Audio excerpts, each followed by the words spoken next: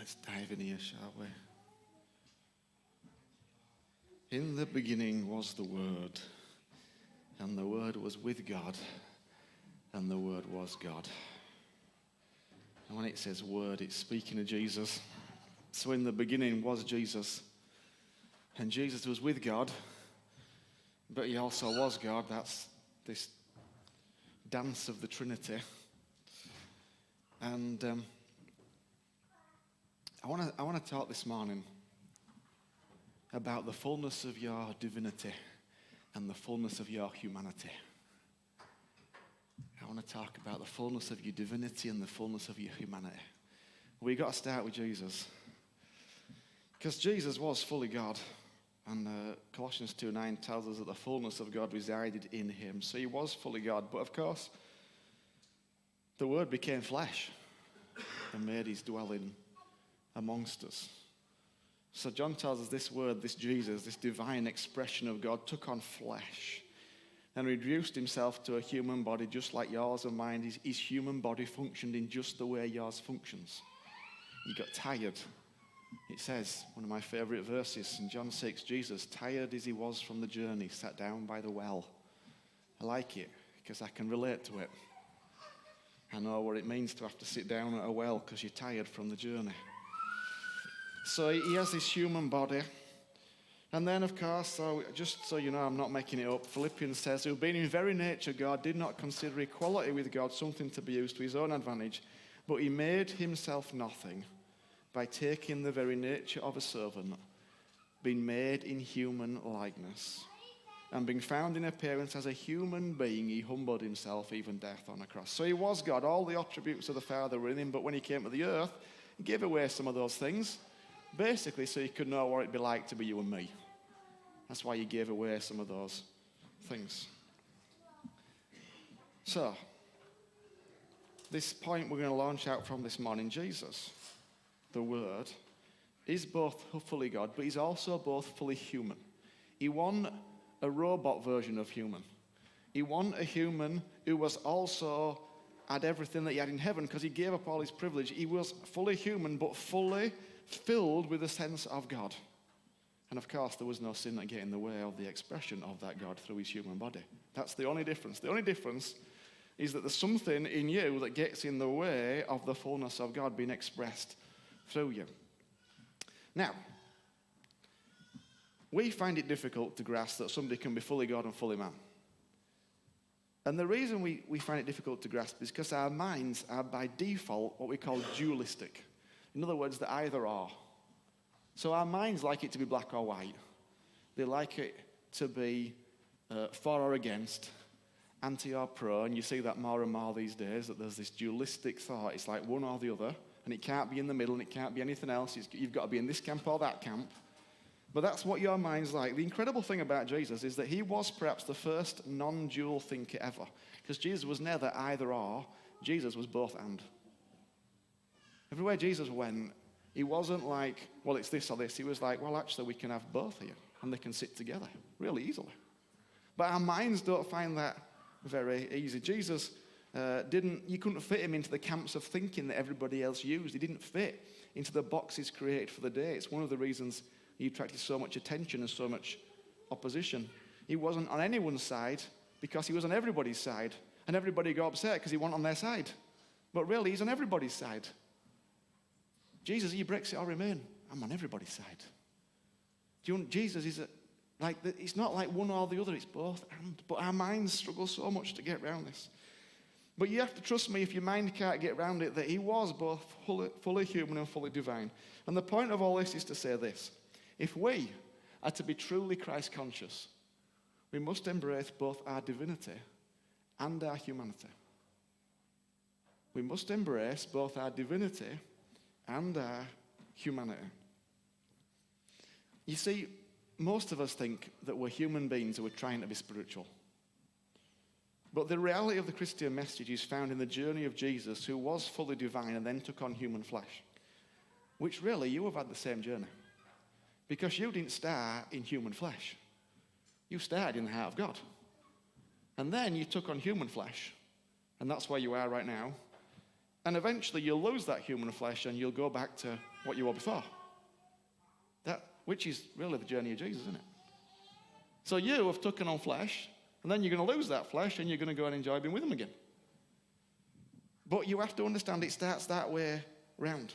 This is Richard Rohr says it better than me. The Christian revelation is that you are already spiritual in God, and your difficult but necessary task is to learn how to be human. Jesus came to model the full integration for us, and in effect told us that divinity looked just like him, while he looked ordinarily human to everybody else. I am not trying to be spiritual, I'm trying to be human. Because human is what Jesus was. Jesus was the full expression of what it means to be a human being. I am a spiritual being, as I'm going to point out to you. My job is learning how to be properly human. Because properly human is like Jesus. So let's talk about your divinity. The word divine means to be of or like God. So that's what it means to be divine, to be of or like God. Well, you are both of God and like God. Because John 1:13 says you're born of God, and Genesis 1:27 says you're created in the image of God. So if to be divine is to be of or like God, you are clearly divine. Well, to be more precise, part of you is divine. And this is where we get a lot of it wrong and get very mixed up. Because part of you is human and part of you is fully divine. And according to 1 Thessalonians 5:23, you're made up of three parts, okay? Body, soul, and spirit. And it's really vital. We're going to go back to this basic and then we're going to launch out from there. Because if you don't get this fully, you miss the whole truth of the gospel. And you miss the whole point of the gospel. So, you are body, soul, and spirit. So, you have a body. Some of you have as fine a specimen as mine. Most of you have a better one. Don't know why you all laughed. I think it's fabulous. Jesus gave me it, so you can blame him if you don't like it. So you have a body, you know what that is. You have a soul, which is like the mental and emotional side of you. It's like your mind, your will, your emotions. You could call it your personality. And of course, if I pinch you, I touch your physical body, you feel that. But I can also, when I'm speaking to you right now, well, if you're switched on, I'm speaking to your spirit. And if you're not switched on, I'm speaking to your soul. But I'm probably speaking to both of them. Whether you're listening with both is a whole other ballgame. But actually, I can speak to your soul because when I speak, I can touch your emotions and you can feel things positively and negatively. And sometimes your feelings outwork in your body. So there's this clear connection between your body and your soul. But your spirit's a bit different because John 3:26 says that which is born of flesh is flesh and that which is born of spirit is spirit. And there's no kind of clear connection between the two. So you've got a body, then you've got your soul, mind, will, emotions, conscience, personality, and then you've got your spirit. Now this is true of absolutely everybody on the face of the earth, okay? Everybody is made like this. If you have come to realize the reality of Jesus, that's what it means to really become a Christian. It means to realize the reality of Jesus. Then something has happened to your spirit because the Spirit of God now has come and it's living in your spirit. So your spirit is now absolutely alive with God's Spirit. But it says this in Colossians 2. For he, Jesus, is the complete fullness of deity living in human form. So fully God, fully man. And our own completeness is now found in him. We are completely filled with God as Christ's fullness overflows in us.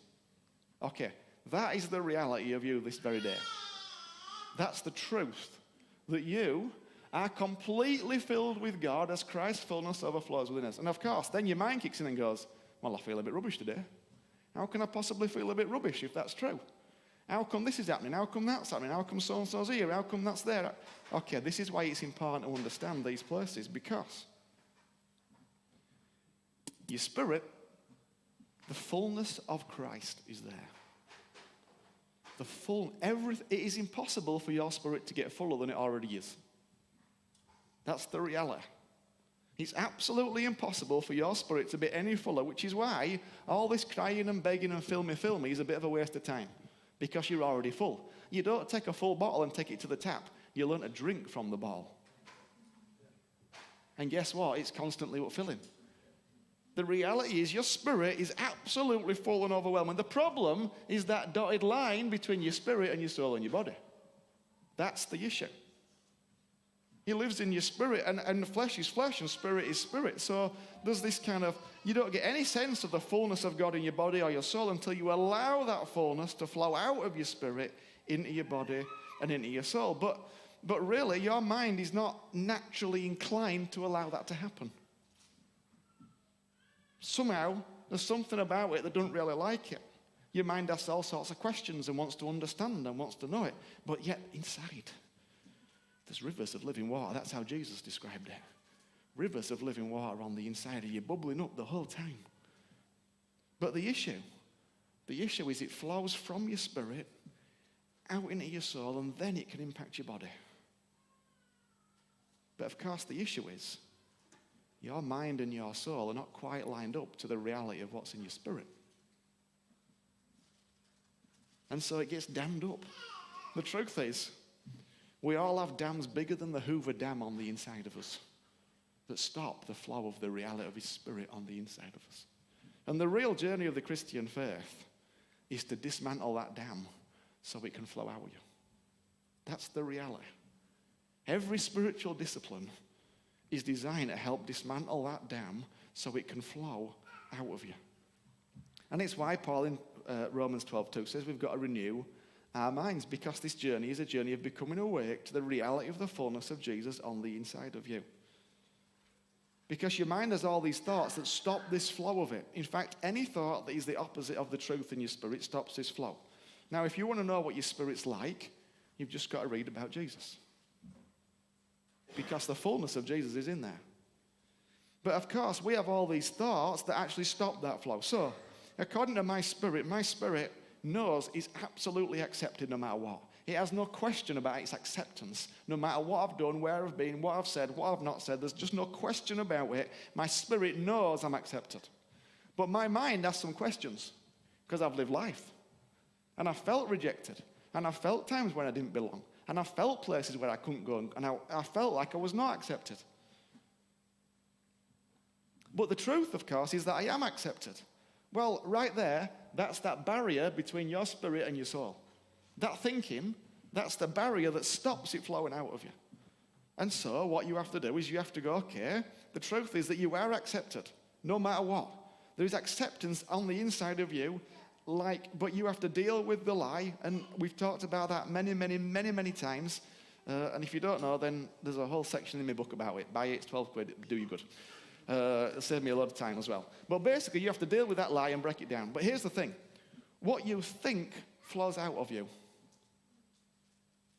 So if you don't think you're accepted, the opposite flows out of you, and that actually flows out into your environment. You give off vibes of it. And often people pick up those vibes. But what's interesting is as you kill that lie, suddenly your mind's going, oh yeah, actually it's true, I agree with it. Then it starts to flow out of you. And it flows into your body. And maybe your body starts to accept itself as well. And you start to accept who you are and the reality you are. But then it flows out of you. And then people feel that flowing out of you as well. So you walk in a room and people just somehow start telling you all sorts about themselves. Why? Because the acceptance of Jesus is flowing out. Because it's been unblocked. That's really what it means to be human. You see, the key is that the same acceptance lives inside every person who is awakened to the reality of Jesus. If you are awake to the reality of Jesus in your life, you have as much acceptance on the inside of you as I do, or anybody else. You can't get more of it. It's already in you. The issue is, are you going to break down that barrier and allow it to flow out of you? That's the problem. That's what it means to learn to become human. Now, I want to go to Genesis 28, where Paul's been sharing from, to show you the same truth in a slightly different way. So that reminds you of the story. There's a guy called Jacob. Jacob is not a good lad. Jacob has deceived his dad into getting the blessing.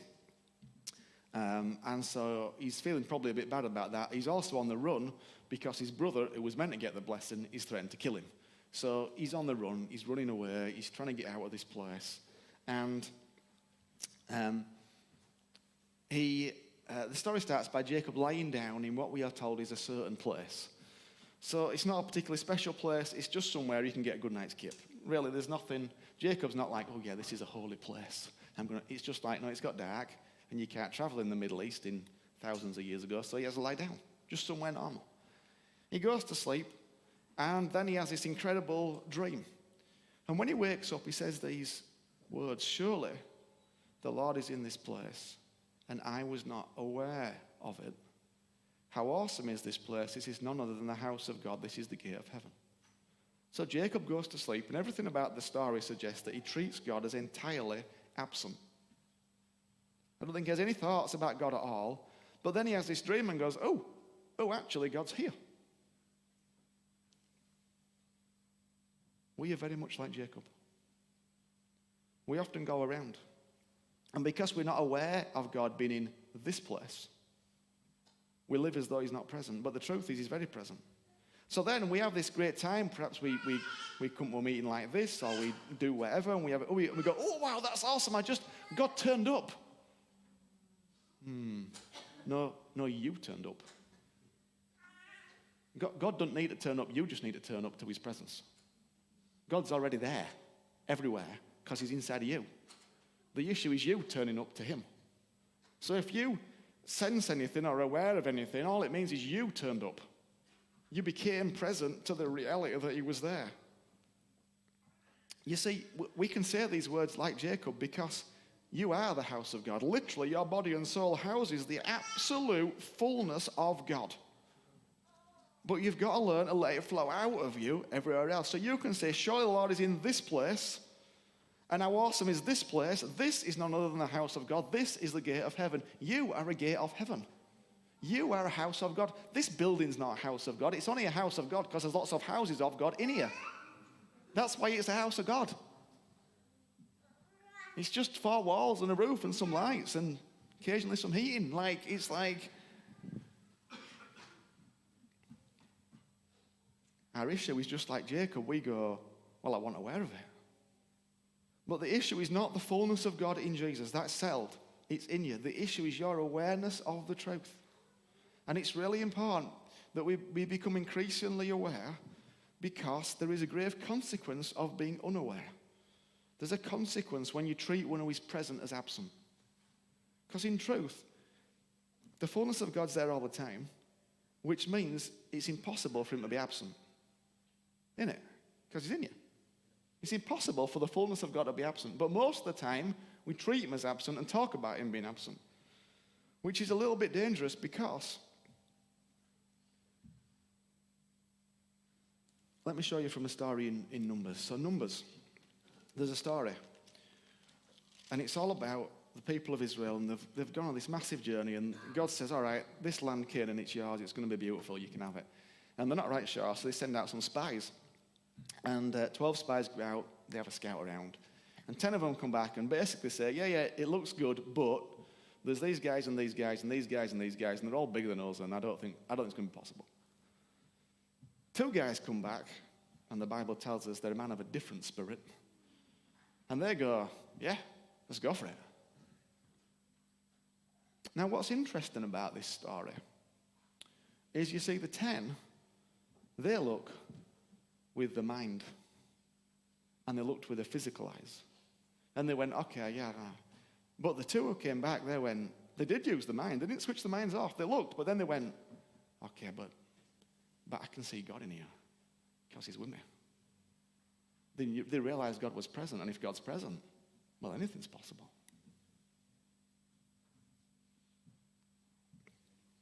But what's really interesting and a little bit scary is God's response to those 10 spies who use their minds and their emotions.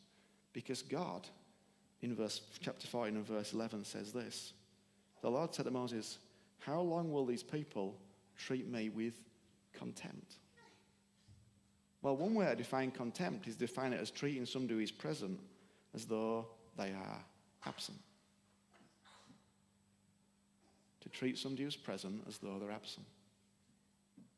So to treat God with contempt, according to Numbers 14, is to treat him who is always present as absent. But more than that, the issue is this. You see, I realize at times I've treated God with contempt.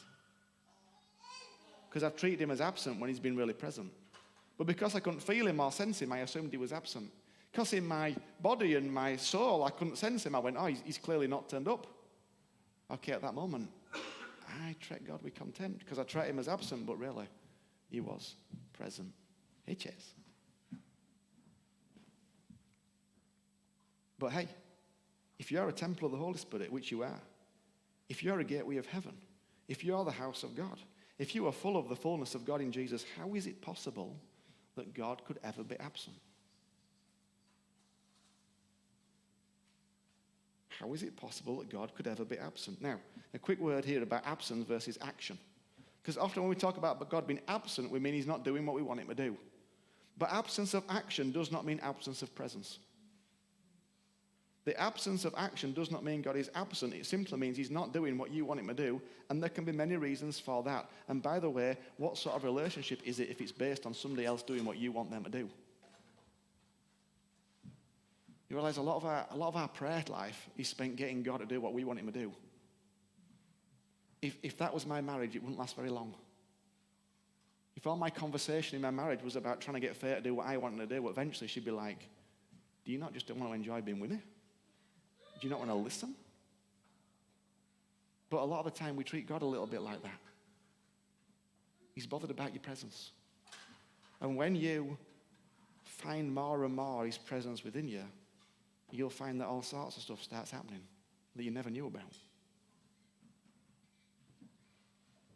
But please don't equate action for presence. He is present whether you see the action you're wanting or not.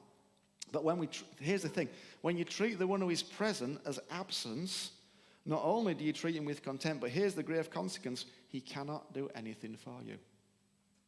Because in your mind, you've decided he's not there.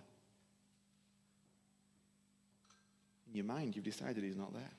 That's why it's vital we come to realize the reality of his presence. His presence is never, listen, his presence is never insufficient for the need in your life. It's never insufficient. What we need more than anything is to become awakened to the reality that the fullness of Jesus lives in us and that we can say, surely the Lord is in this place. How awesome is this place? This is none other than the house of God. This is the gate of heaven. So when I'm singing, I love your presence, I'm not thinking about some external fluttery feeling. I'm going, I love your presence. And we've got to fall in love with his presence again on the inside of us. Not the feelings, not the sense of it. Even when you feel flat and dead and you want to run for some caffeine. No, I love your presence, Lord. I love your presence. I love being present with you. How is it possible to think that God is absent? Well, it's very easy. You allow your mind and your body to stop up the flow of the divine. You use your feelings and your mind as a source of all your information. And because you can't feel him, and because the outside doesn't look like you want it to look, you go, well, he's absent. And then because you've decided he's absent, he is absent. But really, he's present. He's present.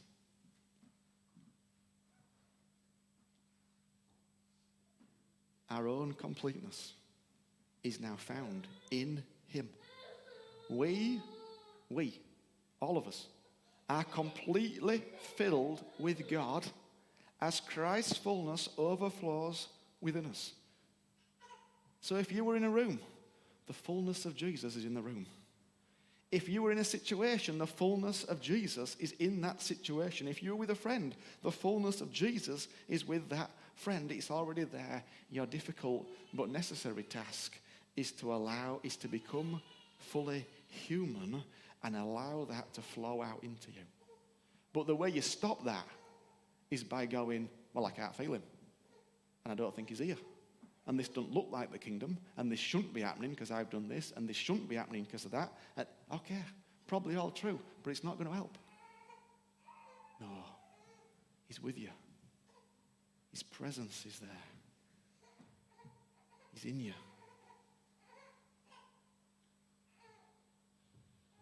Surely the Lord is in this place. How awesome is this place? This is none other than the house of God. This is the gate of heaven. Oh. You see, right now, your spirit he's getting so excited because I'm speaking truth to it. But your mind wants to shut it down. And this is what we mean. When Paul says things like put your mind to one side, this is what we mean. Because your mind, if you're not careful, your mind is going to get in the way. And I'm not asking you to stop thinking, but it's just, you've got to, it's not that you put your mind out of the way, it's that you renew your mind to come in line with the truth of the Spirit. That's the reality. All right, musicians, do you want to come? I want to sing that song, I Love Your Presence, again. I've had it on repeat all week, really.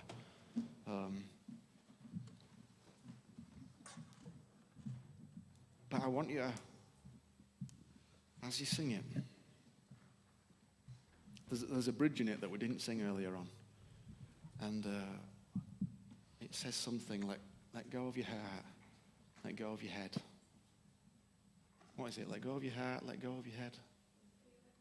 That's it, yeah. Yeah. So just as we sing it, because, and I know even that word feel it now, I don't even like it, but of course it does work outward. So when you release it, you do actually start to feel it. That's what it means to know peace. You realize the same with acceptance. You don't need any more peace. It's impossible to get more peace on the inside of your spirit. You just need to line yourself up to actually experience it by agreeing with the reality of it, by demolishing the dam that stops it flowing. Okay, I want to pray. Father, Jesus, Holy Spirit, I want to thank you that we are all full of Jesus. The fullness of Jesus lives on the inside of every one of us who has been awakened to the reality of Jesus. And Father, as we acknowledge that reality, Father,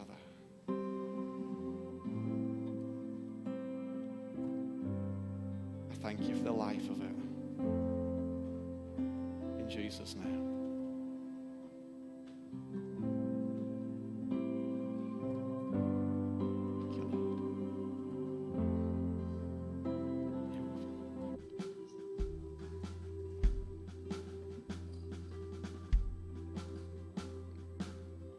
Thank you, Father. Father, we want to say sorry when we have treated you as absent, when really you were present all along, Lord. We say sorry, Lord. We repent and we thank you for your forgiveness that flows freely towards us. We say sorry as well, Lord, for those times when we mistook inaction for absence, Lord. When we didn't see you doing what we hoped you'd do, Father. Lord, we're sorry. And Father, I thank you for an unfolding and awakening of the truth in each of our hearts, Lord, to the reality of the fullness of Jesus in us. An awakening, Lord, that we'd see with our real eyes and realize that it is impossible for you to be absent from our lives because we are a gate of heaven and we are the house of God. And this is an awesome place. It's the home of the divine.